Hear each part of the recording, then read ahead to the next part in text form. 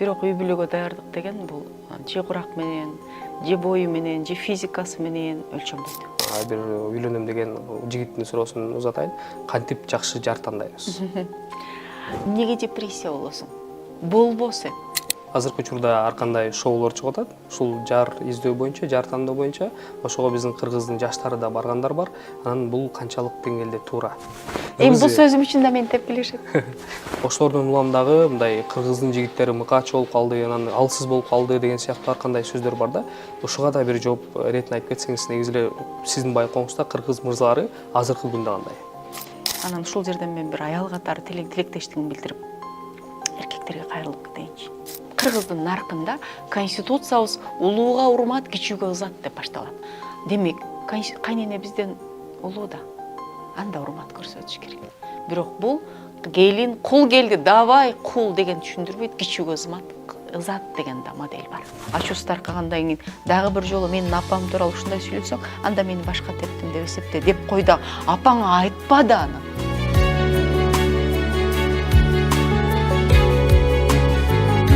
Арыбаңыздар, кутмандуу күнүңүздөр менен, урматтуу телекөрүүчүлөр. Жаңы чыгарылышыбызга кош келипсиздер. Бүгүнкү чыгарылышыбыз өзгөчө үй бүлө курам, жар тандоо алдында турган биздин жаштарыбызга өзгөчө пайдалуу болот деп ишеничтебиз. Аны эмесе бүгүн студиябыздын коногу бар. Аны менен тааныштырып өтөлү. Филология илимдеринин кандидаты, Асылзат айымдар коомдук фондунун жетекчиси Нуркыз Кадырбекова. Саламатсызбы? Арыбаңыздар, саламатсызбы? Кош келипсиз. Кошуак болуңуздар.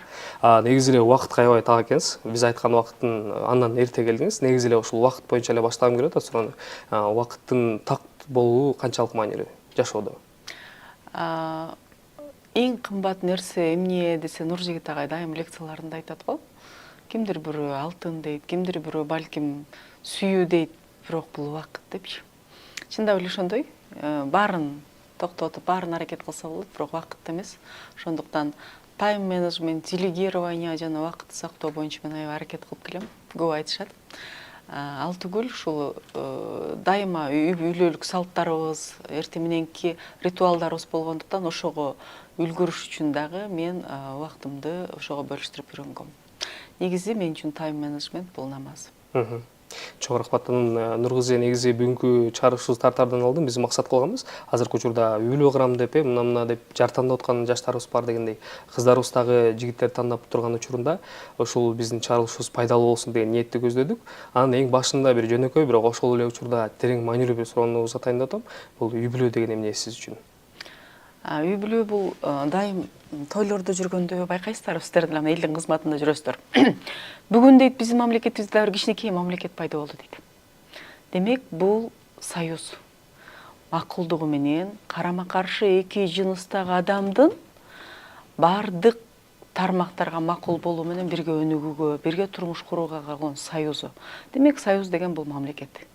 Баягы штаттар, федерация, союз деген бул бир нече мамлекеттердин биригишкени болуп атпайбы? Ошол оңтөн алып караганда союз. Ал эми кыргыз баалуулугунда бул үй бүлө бул жашоонун маңызы деп эсептелинет. Колго суу куябы, кичинекей жакшылыктарды кылабы, ага ыраазы болосуңбу, бакыйкан ак жоолуктун асты бол, же болбосо ушундай бир келишкен үй бүлөнүн башчысы, мырзасы бол, сонун жарга жолук деген нерселердин бардыгы адам дүйнөнү багындырып, ай нурун кармап минип, алтындан үйгө кирип дүйнөнү жалгыз өзү билсе деле, үй бүлөлүк бакыт, үй бүлөлүк баалуулук анын негизгиси экендигин түшүндүрөт. Ал эми динде бул адам катары жашоонун эң негизги жоопкерчилиги катары неке берилет. Ошондуктан динибизге салабызбы, салтыбызга, биз светтик мыйзам урматтаган өлкөбүз, ага салабызбы, үй бүлө абдан баалуу, жашоонун маңызы, жоопкерчиликтүү жана коомдун негизги көйгөйү, чордону жоопкерчилиги болгон нерсе болуш керек. Анан эми үй бүлө курарда баарында эле бир суроо болот да, мен даярмынбы депчи. Анан негизи эле даярбы, даяр эмес экенин кантип аныктаса болот жаштар өзүнчөчү? Эми ар коомдо ар түрдүү категория болуп келген. Мисалы, бир мезгил болду бизде өнүгүү, окуу деген жок болгондуктан, байманаптар адамды баягы барчылык эмне дегизбейт дейт да, жокчулук эмне жегизбейт дейт. Кызды чоң тебетеи менен жыга чаап жыгылбаса алган критерий болгон экен. Кийин 18ге чыкса эле болду деген критерий болду. Бирок үй бүлөгө даярдык деген бул же курак менен, же бою менен, же физикасы менен өлчөнбөйт. Бул үй бүлө бул өз каалооң менен мүчөлүгүн кабыл алынган союз болгондуктан жоопкерчилик менен өлчөнөт. Жоопкерчилик алууга даяр болбосоң, сени үйүнө киргизип, ошого бир өмүрүн байлаган жигиттин жанында кандай учур болсо дагы болууга даяр болбосоң, сага кичине түйшүктөр оор сезилсе, жана баары сен үчүн чечкен адам керек болуп аткан болсо, анда сен турмушка даяр эмессиң. Жигит деле ошондой. Эгерде бир жубайды алып келгенден кийин ал жубай сенин эн атаңа кайшасын көрсөтсө, эгерде сага баш ийбей аткан болсо, же ал муктаждыгымды чечип бер деп суранып атса, сен бир жакка качып кеткиң келип атса, анда сен даяр эмессиң. Даяр болуу бул жоопкерчилик алуу деген түшүндүрөт. Анан албетте сөзсүз түрдө биологиясын да караш керек. Ушундай бир кичинекей 12 жашында турмушка бышып калган жашоонун эрте келген турналары бар. Бирок аны даяр болуп кал деп берип жиберүүгө болбойт да. Ошондуктан орто эсеп менен дүйнөлүк практикага илимпоздор, психологдор, медицина кызматкерлери жана саясатчылар биригип туруп, дүйнөдө турмуш курууга ылайыктуу мезгил 18 деп алынган. Ушундан жогору адам даяр болот. Психологиясы, акылы, диплом алат, милдеттүү кесипке ээ болот, андан кийин алса болот деп. Бирок ошондон кийин дагы менин оюмда 18ден 25-26га чейинки куракты тандап туруп, мен ушул мезгилде даярмын. Балким окуума, балким мүмкүнчүлүгүмө, балким тандоомо, балким кесибиме, балким финансыма байланыштуу деп чечүү туура болмок. Азыр эми жашкыраак боюнча айтып атпайсызбы? Негизи бизде стереотип бар го.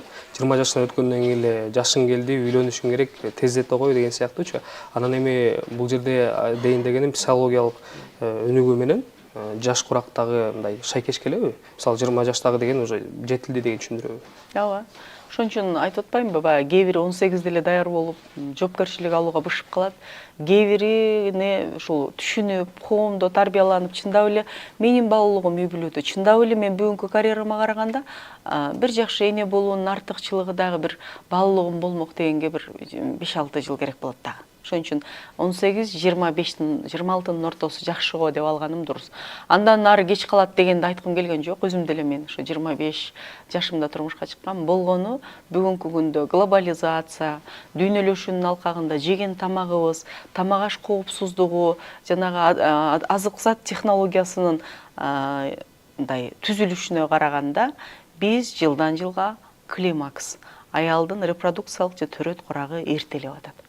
Адамда, кыз кишиде төрөлгөндө жүздөгөн жумуртка клеткалары болсо, ал кайсы бир жашка барганда калбай калчу эле. Ал биздин балалыгыбызда 50-55 жашка чейин болчу. Азыр 35 жашта климакс болгондор көп деп белгилүү гинеколог, тукумсуздук боюнча адис менин өзүм сиңдим дагы кайгырып туруп айтат да. Дүйнөнүн гинекологдору ушу менен башын ооруп аткан мезгил болсо, андан кеч калбайлы. Себеби биз дагы коомдо өзүбүз үйлөнүп бактылуу болгондон сырткары адамзат тукумун улуу, демографияны чечүү жана мисалы жок дегенде 4 балалуу болсо, экөө өзүңдүн ордуңа калса, экөө калктын санынын көбөйүшүнө салымың, жоопкерчилигиң, пенде инсан катары бир жоопкерчилигиң болот деген бүтүмдөн улам үй бүлөлүк мамилелер боюнча эксперт катары иштеп келаткан адам катары ушул жаш курак психологиялык, биологиялык, репродукциялык жактан абдан ыңгайлуу деп айтканым ошондо. Жакшы, эми баягы жаштар азыр бул суроону бербесем болбойт. Ар бир жаштардын суроосу, ар бир үйлөнөм деген жигиттин суроосун узатайын. Кантип жакшы жар тандайбыз? Мен бирде айтып калдым да, жалаң жаштарга сабак өтүп атам. Коомдогу адептүүлүк, урмат боюнча. Ошол жерден кыздарды урматташ керек, кыздан эненин культун көргүлө десем, жеке азыр нормальный кыз жок деди да бирөө. Анан келгиле, сизге кандай нормальный кыз керек эле? Кел тандайлы десек, анан акылдуу, ыймандуу, сулуу да болуш керек экен ал. Анан билимдүү да болуш керек экен, эне атасын да сыйлаш керек экен тиги жигиттенчи. Анан дини да жакшы болуш керек экен, намазды да билиш керек экен. Эгерде анан иштесинби иштебесинби десем, иштесин, эми ал дагы өзүнүн билими болсун, кесиби болсун, себеби балдарым акылдуу апа керек деп экөөбүз анан аябай айтып атат, жигиттер кошумчалады, залда таптык, моделин түздүк. Түзгөндөн кийин ошол жигитке суроо бердим да, анан ошол кыз эми сага тиеби депчи. Ошондуктан жигит кандай кыз алгысы келсе, мен кыздарга деле ушуну айтам, көбүнчө мен кыздарга сабак өтөм, турмушка даярдоо курстарын коюп берип жүрөм. Кандай жар күткүсү келсе, ошол жардын рейтингин ылайыктап, мени тандайбы деген суроонун негизинде сөзсүз моделин түзүш керек, кыялданыш керек, эң жакшысын ойлош керек. Анан ошого ылайыктап өзүнөн да кичине кабар алып, өнүктүрүп коюш керек. Ушундай билимдүү, жакшы балдар бар, бет башында жүрүш керек. Ал да маанилүү. Чубак ажы айтат го, эмне көчөдөгү пияз жыттанган бойдон саксайып келсең, анан аялың сенден жакшырагын, мына тийбей калдым деп арман кылса, анда капа болууга акың жок депчи. Анын сыңарындай жигит эң жакшысын кыялдансын жана ошого ылайыктуу болууга аракет кылсын. Эч ким үчүн сыр эмес. Биздин мыйзамыбызда дагы, динибизде дагы, салтыбызда да, коомдук баалуулуктарда дагы, дүйнөдө деле ошондой. Азыр эле бир аз ой, гендер деп буруп чоюп жиберген жерибиз болбосо, үй бүлөнүн башчысы, жоопкерчилик алуучусу, тиреги мырза болот. Ошондуктан эң жакшы фарфордон айкел боло турган айымды кыялдан, бирок ошол фарфорду сындырбай сактай ала турган, жашоонун чебери, эгерде анча-мынча жаракка кетсе жамай ала турган устасы жана ошого эң жакшы эшикте калып бирөө үстүнө базган менен тебелеп кетпей турган коргоочусу боло алышыңа даяр бол. Ошондо сонун кызды тапкандай болосуң. Дагы май көзүн жүрүшүндө аларга детальдап, пункттап, кеңеш, инсайт кылып токтолсок керек. Анан азыр эми сиз айтып атпайсызбы, жана жигиттин сүрөттөп берген оюнчачы, негизи эле сиздин сүрөттөрүңүздө чыныгы кыргыз аялы кандай болуш керек? Чыныгы кыргыз аялынын моделин айтыш үчүн баягы жеңи жок, аккан сууну канча да күн ырдаган дейт да. Ал эми андан сырткары баягы жер, күн тууралуу айткандары деле ошондой. Бул деген бул кылымдап өзгөрбөгөн, Сүйүнбай Эралиевдин айтканына караганда 100 жылдар мындан кийин да ушинтип чыкчу ушулай деген сыяктуу ал өзгөрбөй турган нерселер, бирок жашоодо коомдук ордун ошончо белгилеп атат. А кыргыздын айымынын моделин айтыш үчүн мен Саякбайдай манасчы, Алыкулдай акын, жеңи жоктой төкмө болушум керек. Бул өтө чоң баалуу түшүнүк. Бир эле Сагынбайдын вариантында Каныкейдин севине келген буюмдар менен баалуулуктардын, кездемелердин 40тан ашык түрү берилип, ага бир чоң бөлүм арналат да. Үйлөнүш, манастын үйлөнүшү деген бөлүм. А кыргыз аялын сүрөттөгө өтө чоң керек. Бирок ошого карабастан негизги критерийлерин айтып өтөйүн. Биринчиси, кыргыз аялынын негизги баалуулугу, негизги артыкчылыгы кыргыз коомунда алысты жакын кылган кыз, тамакты даамдуу кылган туз дейт, байланыштыргыч жана коммуникациялык функциясы болуш керек. Экинчиси, кыргыз аял эмне дей турган болсо, ал баарыдан борда адамзат тукумун улай турган жана кыргызга баатырларды төрөп, падышаларды тарбиялай турган эне боло ала турган, ден соолугу, ошого ылайык өзүнүн менталдык акылы, менталдык ден соолугу жол бергендей даярдыктар эмети болуш керек. Демек, эне болуу даярдыгы болуш керек. А үчүнчүсү, кыргыз коомунда ата журт, тага журт, кайын журт дегендин ичинен ата журтка өзгөчө орун берилет бала үчүн. Сен бала үчүн ушундай бир тирек боло турган болсоң, анда кайын журтка татыктуу келин боло ала турган билим, жоопкерчилик, сабыр, илим, көндүмдөрдү ала алышың керек. Анткени үй бүлөлүк баалуулук ошол жерде турат. Анан албетте кыргыз коомунда эч качан кыз үйдө отурсун, баспай койсун, анан чыкпай койсун, үйшүп бырсын деген нерсе болгон эмес. Өзүнүн баалуулуктары менен коомго кандай ордун таба ала турган керек болсо, башкаруу системасында, балким билим берүү, балким тейлөө системасында орду бар, илим, билим, кесипкө үйлүүлүгү болуш керек. Жеке капчыгы болсо эчтеке болбойт. Бул боюнча Чубак ажы алымысында айтат. Аялдын сени менен жатканын эле кожоюн болосуң. Анын өзүнүн тапкан каражаты өзүнүкү деп атат. Демек, көрдүңүзбү? Динибиз аркылуу деле кыргыз коомунда аял иштеген, өзүнүн ордун тапкан, бирок ал үй бүлөлүк баалуулуктар менен коммуникациялык, аялдык назиктигин, энергиясын жабыркатпаган сферада, чөйрөдө болсун деп атат. Мен болжолду ушуну көрөм. Бүгүн кыргыз коомун, дүйнө бийликтигин багындырган кыргыз коомунун аялдарынан мен ушуларды көрөм.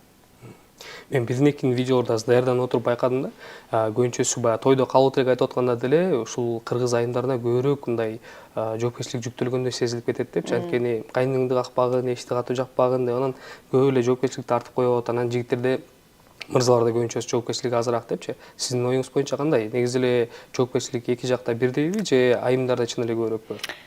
Үй бүлөдө көбүрөөк айымдарга жоопкерчилик берилип калгандай деген жөндөн жөн чыкпайт. Себеби кыргызда шамал болбосо чөптүн башы кайдан кыймылдамак деген сөз бар да.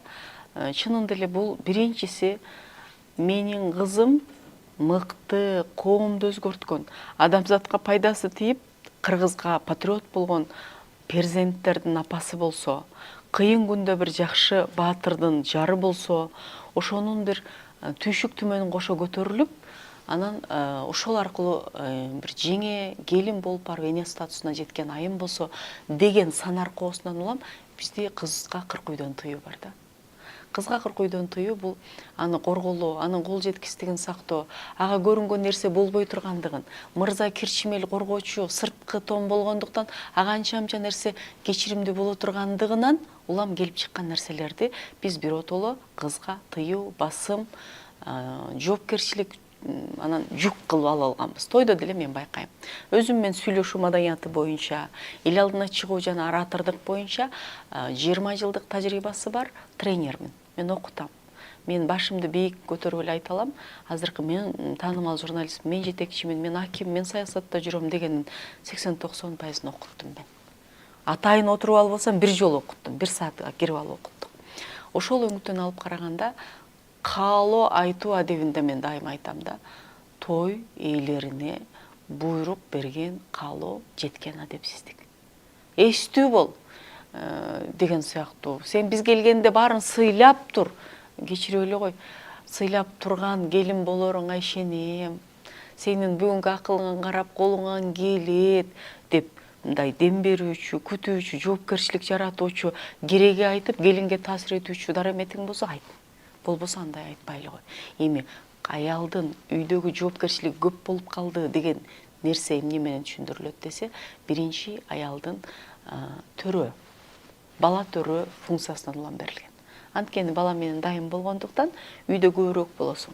Үйдүн мээрими сенсиң, коломтосу сенсиң, сенин жылуулугуң сенсиң. Сен эркекти эр да кыласың, жер да кыласың. Жакшы аял жөнөкөй эрди эр кылышы мүмкүн, бирок мыкты эрди хан кылат деген жоопкерчиликти айтам деп атып эле басмырлап ийген учур көп. Эми ошону мен дайымдар кыздарга окутканда айтам. Биз айымдар турмуштун отличниги болгондуктан бизге көбүрөөк менталдык, бизге көбүрөөк байланыштыргычтык, бизге көбүрөөк акыл эмгек, назиктик, энергия, психологиялык жоопкерчилик жүктөлгөн. Эркек эмне кылат? Эркек эле жыргап жатат демеңиздер. Эркек жыйып келген чөптү биз жыйсак болбойт, эртең бала төрөй албай калабыз.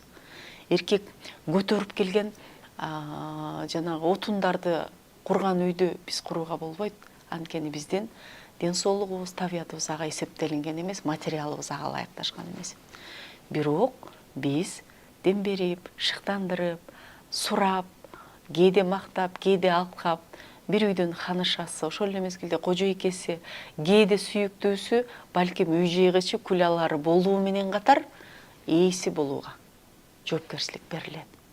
Депчи, ошондуктан бул жоопкерчиликтерди бизге берилген бонус катары, бизге берилген мандат, же болбосо ишеним, статус катары кабыл алганда сынбайбыз. Анан мени баарына жакты деле, тиги эмне деп атат экен, кайнем, тиги күйөөм жакшы болду деп эле, мен носкисин үтүктөйм дей бергенден болбойт. Ар бир аял ошол өзүнүн менталдык, акыл менен башкарыла турган, энергиясы менен психологиялык байланыштыргыч функциясын аткарсын, бирок аялдык табият аксабасын, жеке чегарасы бузулбасын. Мен арнайын 7 күндүн 6 күнүн үй бүлөмө, балдарыма, жолдошума, кайын журтума бир күнү Нуркыздын кайра 6 күн эне болууга, жар болууга, байланыштырууга, мыкты кыз, сонун келин, мындай ажылдабаган абысын болгонго багытталыш керек да. Ал эс алсын, ал массажга барсын, ал өзүн сулууласын, ал ден соолугун бекемдесин, ал аялдык энергиясын толуктасын. Негизи эле аялдар менен үй бүлөдө аял менен эркектин ролун жакшы айтып кеттиңиз да. Анан азыр эми көбүнчөсү баягы эркин өлкөдө жашайбыз, интернет дагы эркин, баары каалагандай колдонобуз. Анан учурда баягы үй бүлөдөгү тең укуктуулук деп ар түрдүү темалар да көтөрүлүп атат. Аял менен эркек тең укуктуу болуш керек дегендер бар. Кээ бирлери болсо аял деген мындай күйөөсүнө итаат кылып бир кадам артта туруш керек деген ойлор бар да. Негизи эле кыргыздын үй бүлөсүндө аял менен эркек кандай болуш керек? Бардык трагедия, бардык көйгөй, мына дүйнөдөгү бүтпөгөн согуштар, чоң державалар бири-бирин талкалап койду азыр. Ошонун баары тирешүүдөн башталат. Адамзат жер үстүндөгү, мен дайыма айтам, кайталагандан тажабайм. 200 миңден ашык жандуунун ичинен бир гана акылы, тили менен эмес, ыйманы, адеби менен айырмаланган, жоопкерчилиги менен айырмаланган жаныбар да. Биосоциалдык, коомду кармап турат. Хадистерде айтылат экен, адамды жараткан жердеги көлөкөм деп атады деп. Демек, анда жаныбарларга, буюмдарга татыктуу кожоюн жакшы бол деп. Анан ушул адамзат эки гана бөлүктөн турса, бири-бирин толуктаган аял эркек деген. Бири-бирисиз жашоо болбосо, бири-бирисиз адам тукуму уланбаса, бири-бирөөсү жок болуп калса, эртең адамзат түгөнөрү анык болсо, эмнеге тирешет? Бири-бирин толукташ керек. Ооба, биз адам укугун урматтаган, светтик, унитардык, конституциялык өзүбүздүн эгемендүүлүгүбүз бар, дүйнөлүк конвенцияларга кол койгон, макул келген, кабыл алган өлкөбүз. Ошол жерде аял менен эркектин укугу коомдо, үй бүлөдө бирге деп аталат. Экөө тең бирдей иштесин, бирдей илим алсын, экөө тең башкара берсин, депутат болсун, ишкерлик кылса болот, экөө тең мүлк ээси болсун деген нерселер бар. Бирок адамдын, эркектин, аялдын эч качан бири-бирин алмаштыра албай турган табияты бар. Бул биздин мүмкүнчүлүктөрдү аныктайт. Укугубуз тең, бирок мүмкүнчүлүктөр ар түрдүү. Мына ушул жерден мүмкүнчүлүктөрдү мен болбой калдым, кайгырып атам. Ооба, эркек кыйналып төрөгөн жок, биз төрөп атабыз. Бирок эркек кыйналып багыш керек бизде ошол мезгилде. 40 күн аял чыйыр алып атканда эркек алып келсин. Алымдарыбыз айткандай, ажаткана казабы, аялын тойгосун. Анткени ал мүмкүнчүлүгү чектелип үйдө отуруп атат. А биз муну трагедия катары көтөрөбүз. Депрессия болуп көрөт. Мына соц тармакта өзүңүз деле активдүү экенсиз, көрсөңүз керек. Мен айтып атпаймынбы, төрөттөн кийинки депрессия боюнча сурагандан депрессия жок деген жокмун мен. Ал жерде андай сөз жок. Эмнеге депрессия болосуң? Болбо сен. Эмнеге депрессия болосуң? Кудай сага бала берип атса, сени бирөө багып атат. Адамдар бала деп зардап атат деген интервьюнун ичиндеги контексттен бир видеону жулуп алып коюшкан экен. Эми ал жерде комментарийди окусаң, сен депрессияга түшөсүң да. Ошондуктан жашоону кайсыл жактан кабыл алсаң, ошол сага. Азыр эми батышта подсознание, Луиза Хей подсознание деп атпайлыбы? Бул кыргызда ниет деген илгери эле болгон. Кантип кабыл алсаң, ошондой. Ошондуктан мен тирешем, мен тең болом эмес. Мен үйдө отуруп калганымдын артыкчылыгын мен корголом. Мен декретке чыгам, эркек чыкпайт, анткени эркек баланы көкүрөгү менен тойгозо албайт. Мен кылган камкордукту эркек бере албайт. Кандай сонун менин артыкчылыгым деп кабыл албасак, анда бири-бирибиз менен атышып эле, жемелешип эле, кубалашып эле жүрүш керек. Ой, эмнеге мен кайненеге баш ийип тамагын бышырып беришим керек дейбиз. Кайнене, эмнеге анда мен чоңойтуп койгон уулумун күнүн ал көрүш керек? Уулум мен чоңойткан уулум мен баксын, келиним атасы баксын деген жок го. Келгиле мындай мунасаны кабыл алыш керек. Мисалы, кайнене кыйналып алган бир мезгилде бир кичинекей үй алып койгондур. Анан ал үйдө үйлөндүң да күйөөң экөөң чоңойтуп жашап атасың. Анан бир күнү келип кайненең келип, могу сиңдим же болбосо могу бөлөмдүн эмесилер менен жашарсыңсы, мен киргизбейм деп айтканга акың бар да сен. Ал киши айткан жок да, бир мезгилде ушул үйдү мен алып койдум эле, кандай сен киргизбейсиң деген жок. Сенин баалуулуктарың кабыл алып атат. Ошол сыяктуу келгиле, ушул позициядан туруп алып эле тетигинин баарын душман дей бербей, менин укуктарым менен катар милдеттерим кандай эле, жоопкерчилигим кантип аркалап атам, табиятым кандай, мен үчүн кимдер курбандыкка барып атат деген суроону бергенде, аял мен төөлөнүп калдым, анан тең укук болуп калдым, мен басынып калдым дебейт. Биздин үйдө акыркы чечим дагы, толук кандуу башкаруу дагы, финансылык жоопкерчилик дагы, финансыны кармоо дагы менин жолдошума берилген. Мен кубанам.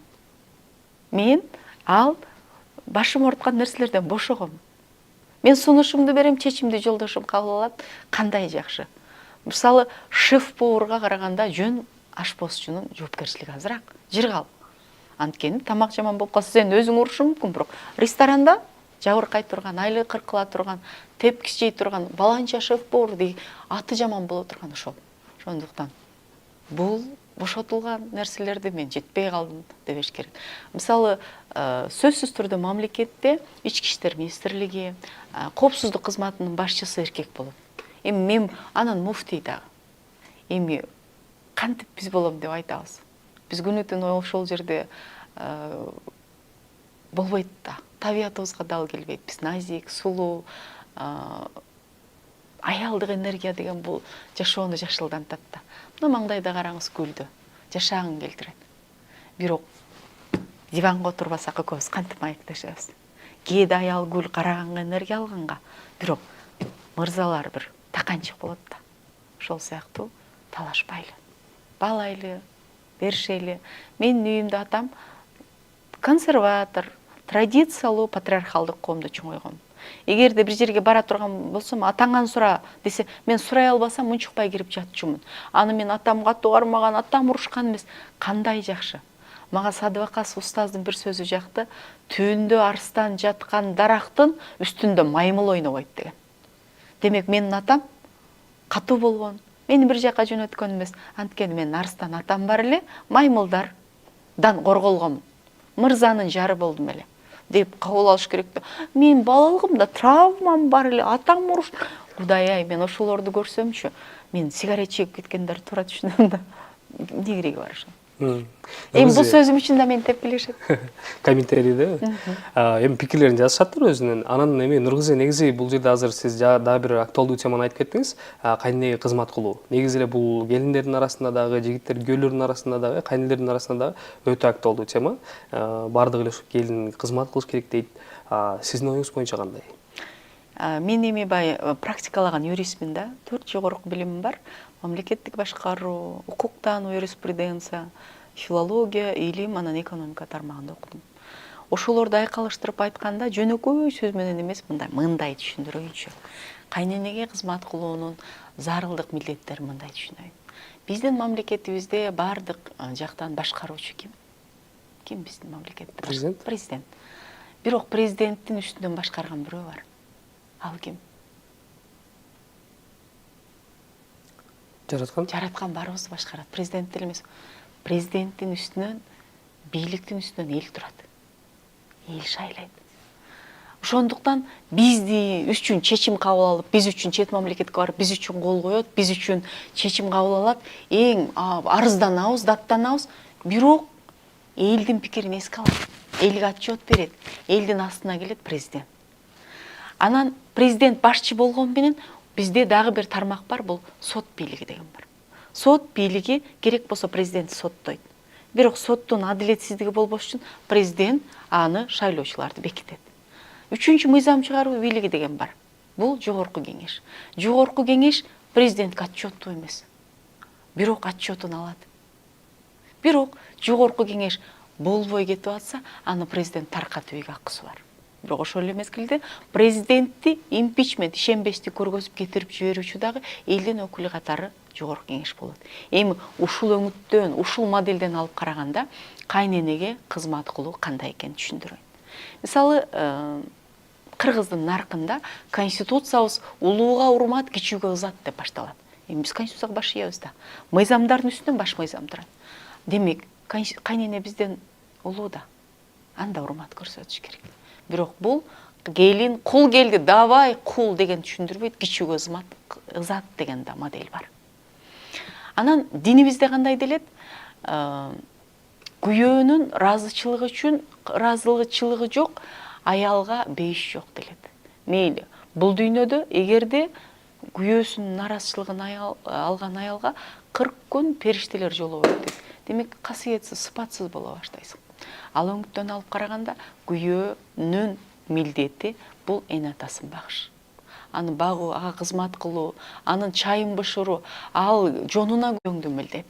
Сенин милдетиң болбой атат. Ошол жерине чейин окуп алат дагы, анан биздин медреседеги кыздар менин милдетим болбойт дейт.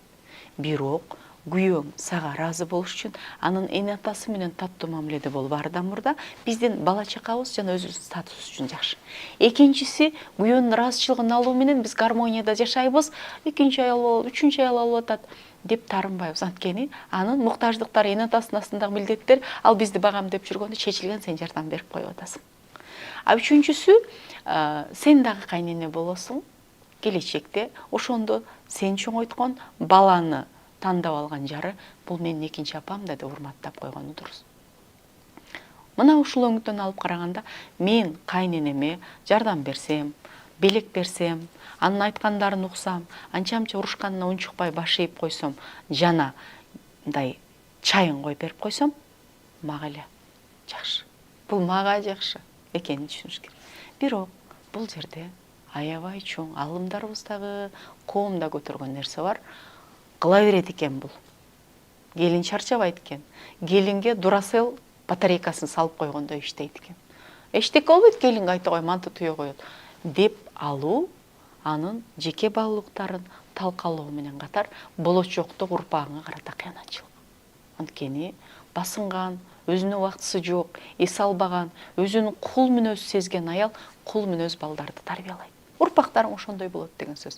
Ошондуктан ханга жар болгон адамга хан нике деп статус берет.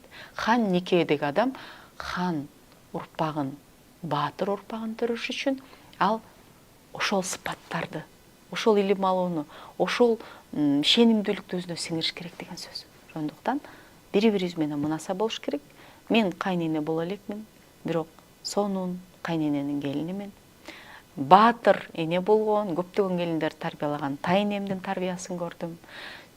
Көп 10 чакты баланын энеси болгон чоң энемдин тарбиясын көрдүм. Жана 6 баланы чоңойтуп, 3 келинин окуткан апамдын тарбиясын көрдүм.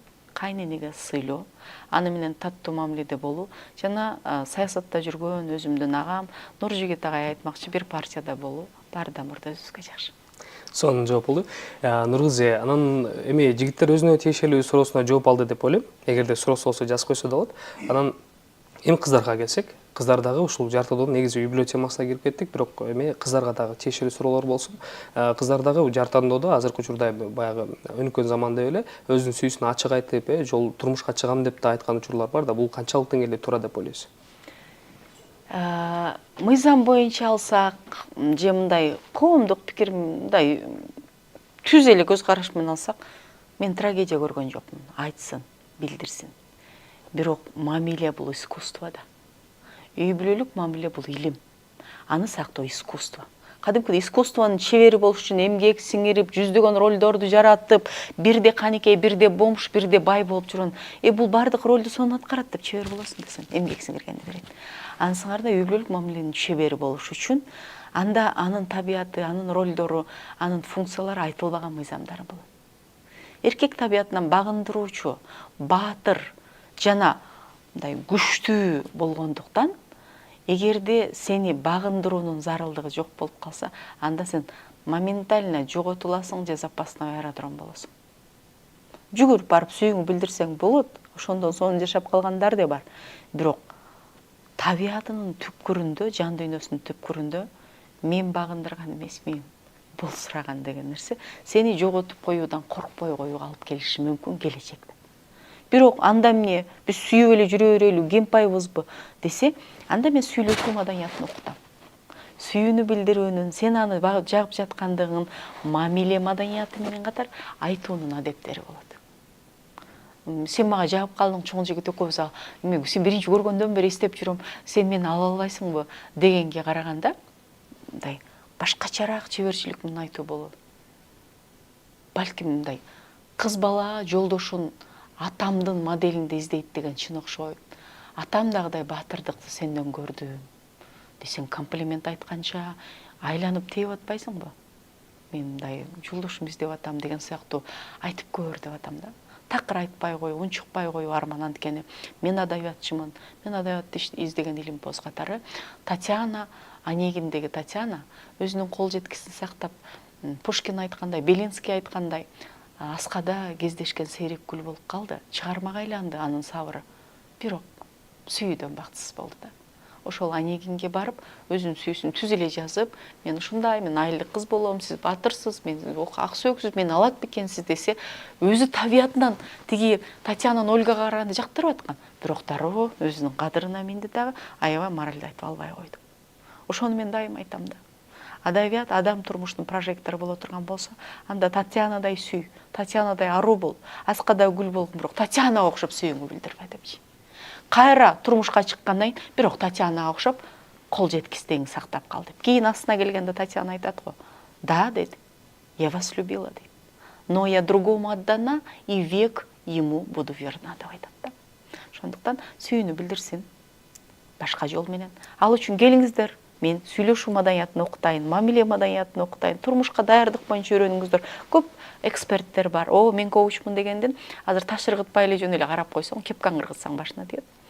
Ошондуктан окуп үйрөнүңүздөр, билдирүүнүн маданият адебин иликтеңиздер.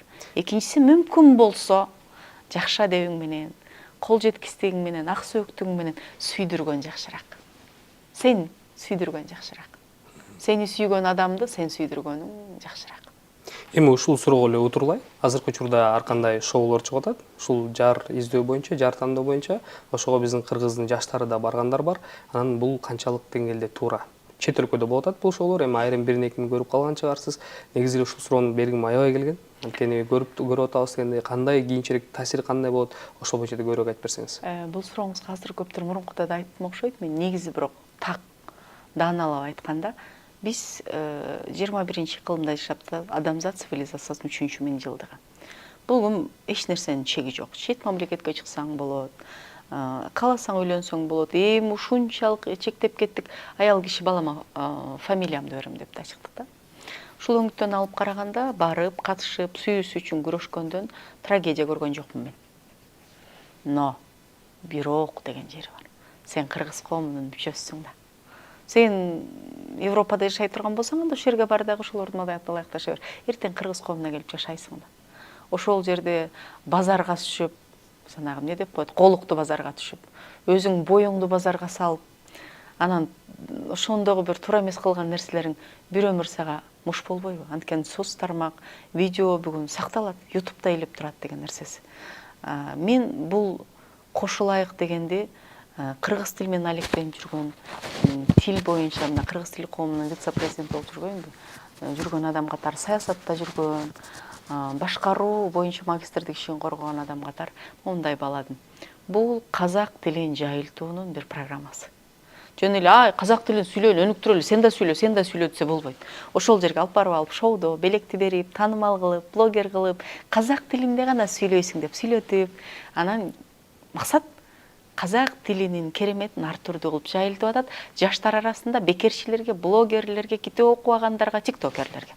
Сонун подход, ошолордун деңгээлине түшүп атасың. Экинчи мунун максаты бул жөн эле акча жана киреше топтоо, просмотр топтоо. Ол жерге барган кыз тили таанымал болууну көздөйт көбүрөөк жар табууга караганда. Ошол бычакка даяр, ошол нерсеге даяр. Эгерде битке өчөшүп көйнөгүңө отко салсаң, жылаңач болууга даярсыңбы же кийинки көйнөк келгиче отуруп турасыңбы дегенге даяр болуп барып атышат. Ошондуктан бул жерде мен жар үй бүлөлүк баалуулукка караганда дагы таанымал болуу, шоу, көңүл ачуу, көңүл бурдуруу деген баалуулукту гана көрдүм. Ошондуктан өзүн сыйлаган, балким бир мыкты адамзат тарыхын өзгөрткөн, сонун балдардын атасы боло турган мырзага тием деген кыздар ал жерге барып оюн базарга салбайт го деген менин жеке оюм. Мени тепкилебеңиздер. Мен таңуулагым келген жок, бирок барсаңыздар, окуңуздар бар. Андан трагедия болбойт. Тандооңуз сиздин. Кыздардын көпчүлүгү турмушка чыгууда азыркы учурда, азыркы жаш кыздардын көбүнчөсү коркуу сезими бар да. Анткени коомдогу ар түрдүү көйгөйлөр болуп атат, аял эркектин ортосунда, күйөөлөрдүн ортосунда деген сыяктуучу. Анан ошолордун уламдагы мындай кыргыздын жигиттери мыкаачы болуп калды, анан алсыз болуп калды деген сыяктуу ар кандай сөздөр бар да. Ушуга да бир жооп иретин айтып кетсеңиз, негизи эле сиздин байкооңузда кыргыз мырзалары азыркы күндө кандай? Кыргыз мырзалары аябай сонун. Кыргыз мырзалары жалгыз барып, машыктыруучусу жок барып тарых жасап олимпиададан медаль алып келип атат бүгүнкү баатыр Мунарбек. Кыргыз мырзалары барып кыз жандап дөөрөп аш жеп отура турган мезгилде залда отуруп өзүнүн максатын так көрө алып дүйнөдө бир күрөш боюнча чоң өзүнүн мектебин жаратты. Ак жол жоламандар. Кыргыз мырзасынын модели ким? Бул бутуна футболдо тиги сороконожка кроссовка жана бутсысы тийип кетсе кучактап алып ой мага сары карточка берип кой деген футболисттерди да урматтайм. Бирок аты менен барып тайгазанга түшүп кетип үстүнөн ат минип кетсе тура калып атын минип кайра улакты көтөрүп кетип аткан Манас Ниязов. Кыргыз мырзасы ошондой эле. Кыргыз мырзасы сонун менин урматым, мен суктанам, мен сыймыктанам. Болгону эгерде кимдир мындай жашоо мондой шариктер салынган же таштар салынган бөтөлкө катары эсептешиңиз керек. Монун ичинде турган жарымына ак таш, жарымына көк таш салып тиздиңиз. Бирок ак таштан бир экөөнү алып баштасаңыз, ала баштасаңыз, анын ордуна кара таштар туруп калат, тең болбой калат. Биздин аялдардын, кыргыздын кыздарынын күчтүүлүгүнө баа берем. Карачы дүйнөнү багындырып атышат. Кандай сонун мына мээримде мен барган жерде мисал келтирем, Жуманазарова, Айсулуу, турмушта да сонун, кайнененин сонун келини болуп атат. Бирок дүйнөнү багындырды, таң калдырды, жаагын ылдый түшүрүп койду да, шилекейин коюлду.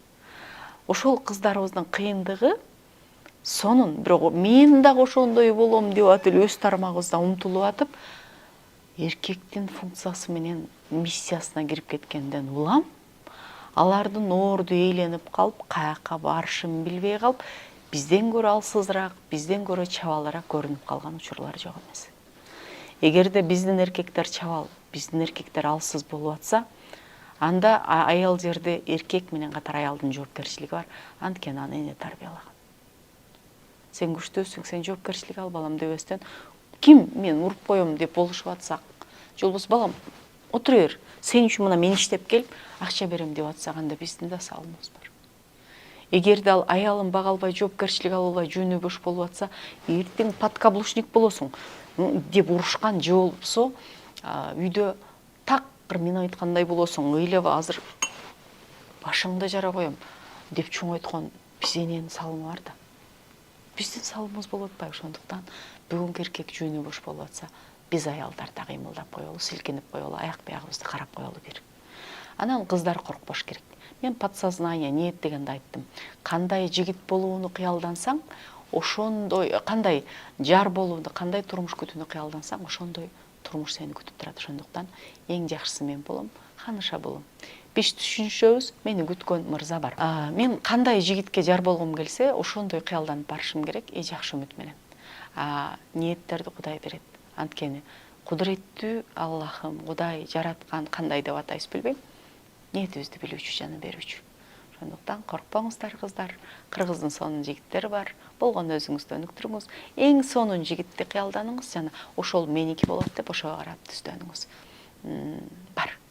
Эгерде үй бүлөдө мырза, жигит устун болуш керек болсо, мен дайыма айтам да, устун болсун. Бирок устун болуп өспөйт да. Устун болуш үчүн биринчи чырпык эгилет, көчөт болот, анан аны чоңоет. Кээде биз турмушка чыкканда жолдошторубуз чырпык бойдон калып кетсе, же бутак эле болуп калган болсо, анды чынар кылууга да биздин салымыбыз, убактыбыз бар. Эми дагы бир орчундуу көйгөйлүү тема, бул ажырашуу темасы. Акыркы учурда баарыбыз эле байкагандай, эми бул статистикалык маалыматтарга чындап таянып айта албайбыз, бирок ошентсе дагы көпчүлүгүбүз байкагандай болуп атабыз. Ажырашуулардын саны аябай көп болгондой сезилип атат да.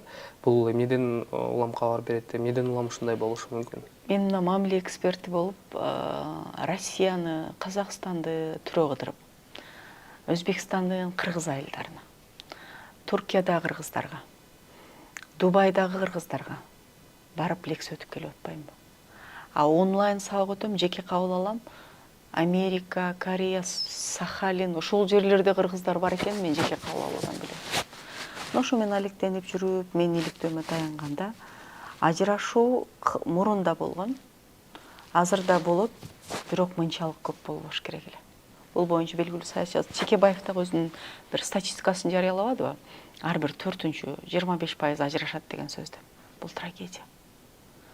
Биз үй бүлө курууга жоопкерчилик алган соң кээде курбандыкка барып, кээде чеберчилик кылып, кээде мамиле маданиятын окуп, кээде бир кадам аркага барып сактаганга аракет кылууга 100% милдеттүүбүз. Анткени биз сураган жокпуз да, биз чечим кабыл алдык, Кудай берди.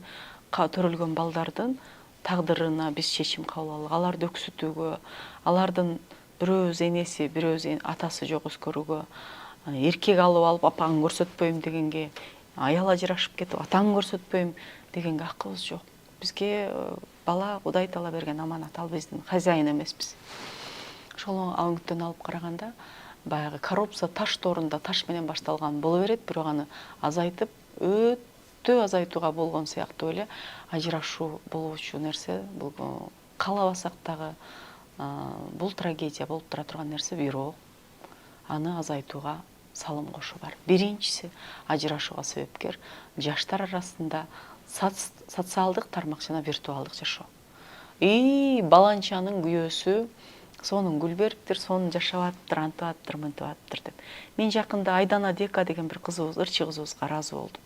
Мен анын видеосу кандай мага чыгып калды билбейм, бирок ырларын жакшы көрөм. Ошол жерде айтты да, биз Аваз экөөбүз аябай урушуп, болду ырдабайбыз деп катуу урушуп ажырашчу деңгээлге жеткенде, биздин ырыскыбыз качып, бизге буйрутмалар аз түшкөнүн билип, анан кой бул жоопкерчилик деп үй бүлөнү сактоого үйрөндүк деп. Кээде жылдыздар айткыла да. Айткыла, алар киносу, жашоосу бул реклама, блог үчүн экендигин жана андай эмес экендигин айт. Алар биздей эле жашайт, баардыгын эле казан аяк кагышат, ошол кырдаалдан чыгыш керек. Анжелика дагы жакында бир жакшы интервьюсунда көрүп калдым, сиңдим. Эми баягы кызматташып көрүшүп калабыз. Менин жаңылыштыгым деди, мен өзүм таап, өзүм күйүп эле күйөөм подарок этти бриллиант дей бериптирмин. Анан кийин ажырашканда карачы, тим эле сонун жашоосун Анжелика бузду деп тепкиге алдым деп атпайбы. Андай кылбайлы да.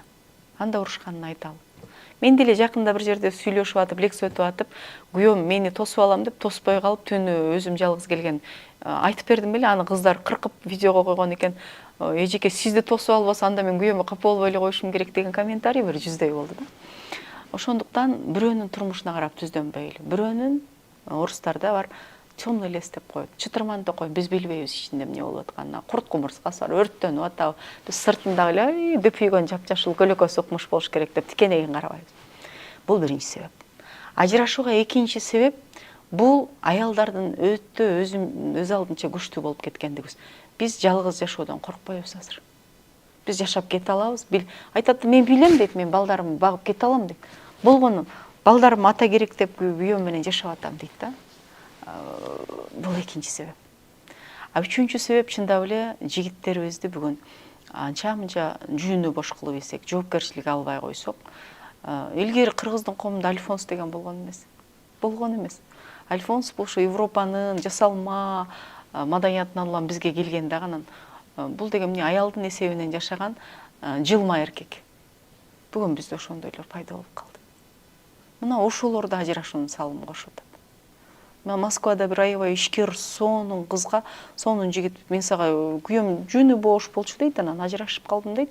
Өзүм жашап бутума туруп, чоң ишкерге айлангандан кийин бир жигит келип, сага жардам керек. Сен кыжалат болуп, анча-мынча уктагын. Сенин ордуңа мен төлөп келем, эле жыргап күйөө деген ушундай турбайбы десем, ушунча карыз өттү, мен ушунча картаман төлөдүм акчаны деп разводко берип менден 7 миллион сурады дейт. Эмне деген акмакчылык мырза үчүн бул? Бул мырзанын табиятына, мырзанын материалына, мырзанын статусуна туура келбейт. Ушундай учурларга мырзалардын да салымы бар. Брак по расчету деген. Анан үчүнчүсү, бактыбызды, бакыт бул баалаган жерге байыр сезбей калабыз. Мен жакшы бир казактардын рилс көрдүм. Күйөөсү трактор айдайт экен талаада, аялы тамак бышырып, анан жөнөкөй эле шалдыраган машинеси минип бар, ошол жерден майланышкан колу менен нан турашып, экөөнү отуруп алып, галошун чечип кирип жеп. Сезсең ушул бакыт. Сезбесең, мен качан барып тиги шаардагыдай тиги ырчыларга окшоп жылтырак кийинип, далымы ачып, анан спа баняга түшөм деп кайгырып көрсөң болот. Балким ал сен боло албай жүргөндүр. Балким бардык жасалма, бирөө үчүн жашаган, виртуалдык жашоодон качып, сен болуп, тынчтык бакытты эңсеп жүргөндүр биз билишибиз керек. Андан кийинки негизги дагы бир чоң себепти айтайын. Бул дүнүйө жүрөккө байлыктын кирип калганы болду. Тигиникиндей көйнөк кийем, анан тигиникиндей мындай болом деп аял айтат. Көйнөк кийип коротуп салмай болду деп эркек коруйт каражатын, ушинтип атат. Сен үчүн сенин балаңы төрөгөн аял болсо, ал бозоруп көйнөк кийип кимдир бирөөдөн кичирип жүрсө ишенип коюңуз, аял үчүн жасанат, аялдын астында кичиргиси келбейт. Бир классташы, бир курбусу, бир абысыны, бир жеңеси, бир тууганын жанында өксүгүсү келбейт. Ошентип жүргөн болсо анда анча мынча каражатты сарптап аялдын көңүлүн да алды эркек. Баягы аберес деген чыкты го. Мен аберести туура түшүнөм. Ошол аялды туура түшүнөм. Аберести жеткирип, жазды алып берем, күздү алып берем, мынте бер деп, анан аберес дегенге жетип калганда тартып туруп, бөлүшүп койгон эмне деген эркекчилик бул?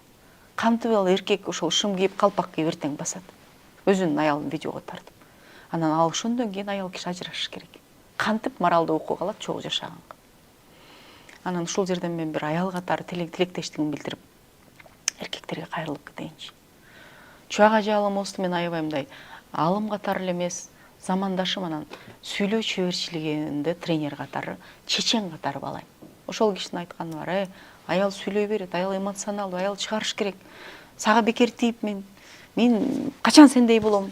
Арман десе, деп укпай дагы Умар алейхиссалам ошентчү экен. Сага эмне жок?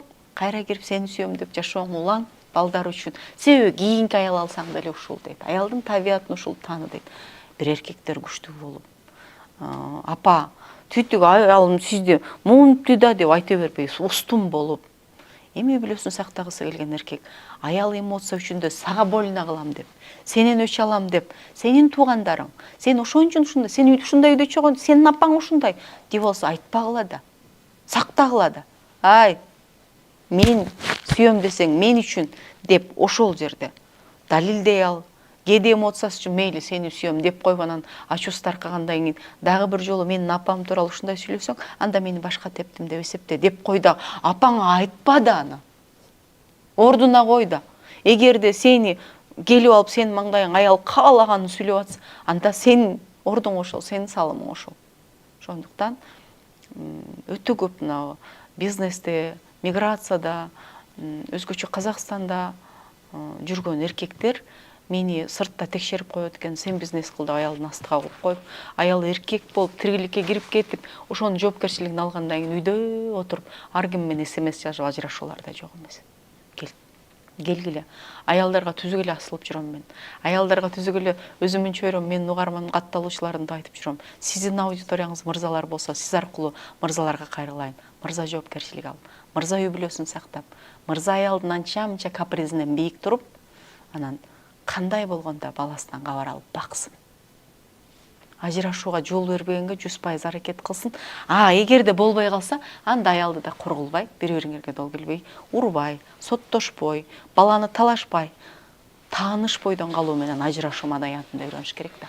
Биз шайлоодо баягы конкуренттер талашабыз, бирок жеңгендин колун кысканды үйрөнөлү, бул саясий маданият дегендей, үй бүлө маданиятында үйрөнөлү. Сонун жооптор болду. Нургыз эже, чоң рахмат. Ошо алтындай убактыңызды бөлүп, ушунча жоопторуңузду берип, азыркы көрүп аткан көрүүчүлөрүбүзгө, балким чынында аудиторияда көпчүлүгү мырзалар болсо пайдалуу болду деген ишеничтемин. Пайда алып, жана дагы кайсы учурда болбосун, мисалы жаштар көбүнчөсү ошол үй бүлө куруу алдында көрсө пайдалуу болот деп ишенип турам. Эми сизге эркин микрофон соңунда. Эркин микрофондон пайдаланып биринчи айтарым, урматтуу катталуучулар, урматтуу көрүүчүлөр, эгерде сиз ушул видеону көрүп, телефонду барактап отурган болсоңуз, биринчи шүгүр айтыңыз. Анткени сиздин телефонуңуз тирүүсүз. Анан андан сырткары бомба жарылган жок, эчтеке болгон жок, телефонуңуз бар. Ага интернетке бирдике акчаңыз бар.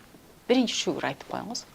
Экинчиси, башкаларды кемчилиги менен баалоону үйрөнүп коелучу. Мейли ал душманыбыз, мейли кошунабыз, мейли жолдошубуз, мейли башкабыз. Үчүнчүсү, жакындарды сактаганды үйрөнөлүчү. Биз эмне кылабыз? Көчөдөгүнүн баарына жылма сүйлөп, эркек эмне кылат? Аялын келип алып, деп кыйкырат. Аял сиздин эң жакын адамыңыз, балдарыңыз. Аял эмне кылат? Бардыгына деп сүйлөйт да, сенин апаң кандай, сен момундайсың, силер менен жыргабадым деп күйөөбүзгө даттанабыз. бардык көйгөйдү көчөгө таштап, балким көчөдөгү бир таксисти таарынтып саларбыз. Бирок үй бүлөдө жакындар менен болууну, жакындарга убакыт арноону, сүйүү арноону үйрөнүлүчү. Бул жашоо барды келди, бирибизге белек берүүнү үйрөнөлү. Белек акча жок болуп атабы? Садага бере албай жатасызбы? Анда жылмаюу берели. Сөз берели. Мен сөз маданияты боюнча сабак берем. Комплимент айталы, алкуу айталы, ыраазычылык айталы, жакшысын көрөлү. Пайгамбарыбыздын бирде баратканда дейт, сасып кетип өлүп калган иттин жанында баары мурдун жапканда дейт, ай, укмуш тиши бүтүн ит экен деп айтат дейт.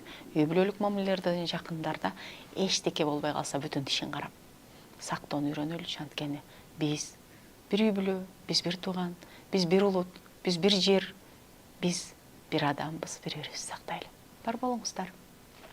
Чоң рахмат. Ишиңизге ийгилик каалайбыз. Урматтуу телекөрүүчүлөр, студиябыздын коногу филология илимдеринин кандидаты жана Асыл Жат айымдар коомдук фондунун жетекчиси Нуркыз Кадырбекова болду. Кийинки чыгарылыштардан амандашканча сак саламатта туруңуздар. Ак калпактуу ата журттан экенин, алмашылыстан өскөн жерин, тартылган кызматтын милдети менин, кыргызым менин.